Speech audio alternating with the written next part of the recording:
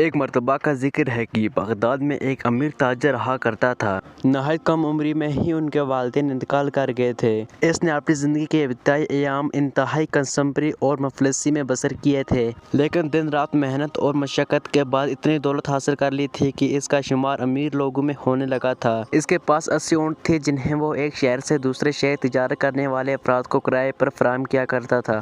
ایک روز وہ تاجر اپنے 80 اونٹوں کے ہمراہ سیر کر رہا تھا کہ ایک سرسبز جگہ میں پہنچ کر اس نے اونٹوں کو کچھ دیر آرام کرنے کے لیے وہاں چھوڑ دیا اور خود ایک ٹیلے پر بیٹھ گیا تاکہ اونٹوں پر نظر رکھ سکے۔ کچھ دیر بعد وہاں ایک بزرگ آئے اور وہ بھی سستانے کے لیے تاجر کے پاس بیٹھ گئے۔ انہوں نے پوچھا، کیا تم تاجر ہو؟ تاجر نے اسباب میں سر ہلا دیا۔ کیا تم خزانہ تلاش کرنے میں دلچسپی رکھتے ہو؟ یہ عجیب سوال سن کر تاجر حیران رہ گیا اور آنکھیں پھاڑ کر بزرگ کو دیکھنے لگا۔ ہاں، میں بالکل درست کہہ رہا ہوں۔ وہ خزانہ یہاں سے کچھ ہی فاصلے پر چھپا ہوا ہے اور تمہیں یہ جان کر حیرت ہوگی وہ اتنا بڑا خزانہ ہے کہ اسے ڈھونڈنے کے لیے تمہاری ہی 80 اونٹ بھی کم پڑ جائے گی، اور اس کے باوجود تم اس خزانے کا کچھ ہی حصہ لے پاؤ گے۔ بزرگ کی یہ بات سنتے ہی تاجر کی آنکھیں پھٹی کی پھٹی رہ گئی۔ تاجر ہکلاتا بولا، جناب، میں جانتا ہوں کہ آپ جیسے اللہ والے بندوں کے لیے یہ ہیرے جواہرات بے معنی ہیں اور نہ ہی آپ کو ان کی طلب ہے، لیکن کیا آپ مجھے اس کا ٹھکانہ بتا سکتے ہیں؟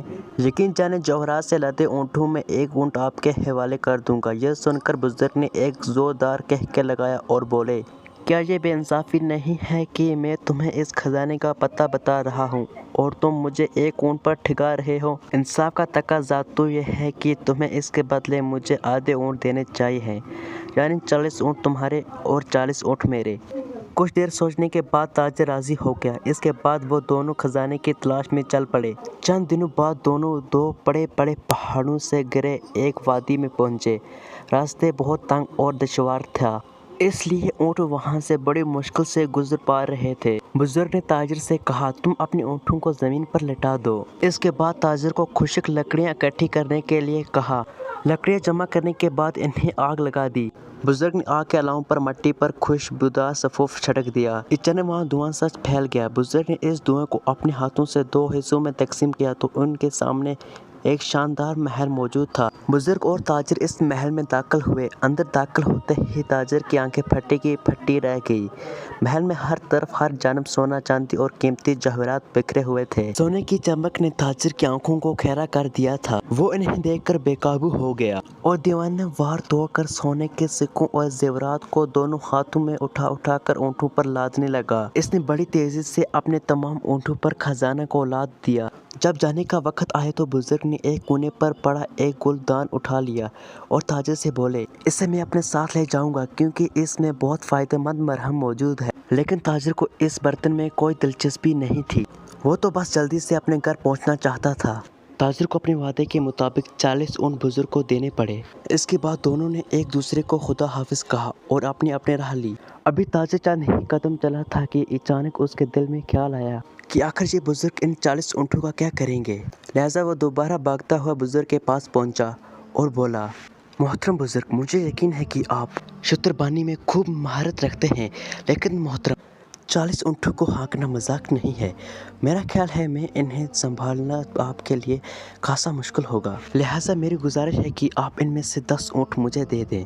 بزرگ نے ایک لمحے کا توقع کیے بغیر اونٹ تاجر کے حوالے کر دیے۔ تاجر ابھی چند قدم ہی چلا ہوگا کہ پھر بھاگتا ہوا بزرگ کے پاس پہنچ گیا اور مزید 10 اونٹ طلب کیے۔ اس مرتبہ بھی بزرگ نے بلا کسی جھنجھلاہٹ کے اونٹ اس کے حوالے کر دیے، لیکن تاجر کا لالچ ختم ہونے کے بجائے بڑھتا جا رہا تھا۔ تاجر ہر قدم کے فاصلے کے بعد بزرگ کے پاس دوبارہ پہنچ جاتا اور ان سے اونٹ طلب کر لیتا۔ اس طرح اس نے بزرگ سے وہ تمام 40 اونٹ واپس لے لیے جو اس نے وعدے کے مطابق بزرگ کو دے دیے تھے۔ ابھی چند قدم طے کرنے کے بعد اسے اس گلدان کا خیال آیا۔ وہ سوچنے لگا، یقیناً یہ بہت ہی قیمتی برتن ہوگا، اسی لیے تو بزرگ نے تمام جواہرات میں سے اسے منتخب کیا ہے۔ یہ خیال آتے ہی اس نے پھر بزرگ کی جانب دوڑ لگا دی اور بولا، محترم بزرگ، اگر آپ برا نہ مانے تو یہ گلدان بھی مجھے دے دیں۔ آخر آپ جیسا بزرگ اسے رکھ کر کیا کرے گا؟ یہ سنتے ہی بزرگ نے خوشی سے وہ گلدان بھی تاجر کے حوالے کرتے ہوئے کہا، لے جاؤ، اس میں بہت ہی فائدہ مند مرہم موجود ہے۔ تاجر لالچ بھرے لہجے میں بولا، اچھا، آخر اس مرہم میں ایسی کیا طاقت پوشیدہ ہے؟ بزرگ نے مسکراتے ہوئے کہا، अगर इस मरहम का जरा पर भी तुम्हारी बाईं आंख को छू जाए तो तुम दुनिया के तमाम पोशीदा खजाने देख सकोगे, लेकिन अगर ये मरहम तुम्हारी दाईं आंख को छू गया तो तुम मुकम्मल तौर पर अंधे हो जाओगे। ये सुनते ही ताजिर बेसब्री से बोला, फिर तुम्हें इसे जरूर आजमाऊंगा।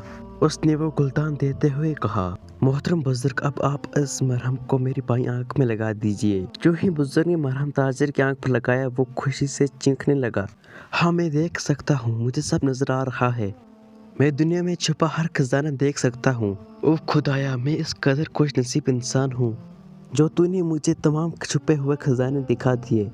लेकिन ताजिर के अंदर की बेचैनी उसे सुकून से बैठने नहीं दे रही थी। उसे बुजुर्ग की बात पर यकीन नहीं आ रहा था कि इस मरहम का मनफी असर भी हो सकता है। वो सोच रहा था कि भला ऐसे किस तरह हो सकता है कि एक ही मरहम दो तरह के असरात रखता हो। कुछ देर सोचने के बाद उसने बुजुर्ग से अस्ता की कि इस मरहम को इसकी दूसरी आंख पर लगा दिया जाए। बुजुर्ग ने खबरदार करते हुए कहा, देख बेटा, मैं इससे कबल भी तुम्हें खबरदार कर चुका हूँ कि ये मरहम अगर तुम अपनी दाईं आंख में लगा दोगे तो हमेशा के लिए अंधे हो जाओगे, इसलिए मेहरबानी करते हुए मुझे ये गलत काम करने का मत कहो। लेकिन ताजिर बुजुर्ग की कोई बात सुनने के लिए तैयार न था। वो बज़द था कि ये मरहम अब इसकी दाईं आंख पर लगा दिया जाए। आखिरकार तंग आकर बुजुर्ग ने वो मरहम इसकी दाईं आंख पर लगा दिया। जो ही मरहम ने ताजिर की दाईं आंख को छुआ, ताजिर अपनी दोनों आंखों की बेनिहाई से मरहूम हो गया। वो जोर जोर से चीखने लगा, मुझे कुछ नजर नहीं आ रहा। बुजुर्ग, मोहतरम, खुदा के लिए क्या आपके पास इस अमल को ख़त्म करने का कोई इलाज नहीं है? खुदा के लिए मेरी बेनहाई वापस दिला दीजिए। बुजुर्ग ने बड़ी शफकत से कहा, बेटा, तुम्हें इस मरहम ने नहीं बल्कि तुम्हारी लालच ने अंधा कर दिया है। बेटा, अगर तुम अपनी 40 ऊँटों के हमरा घर लौट जाते तो अमीर तरीन और खुशहाल होते, लेकिन क्या कहा जाए, लालच बुरी बला है। बुजुर्ग ने ताजिर के कंधे पर हाथ रखते हुए कहा और रुखसत हो गए।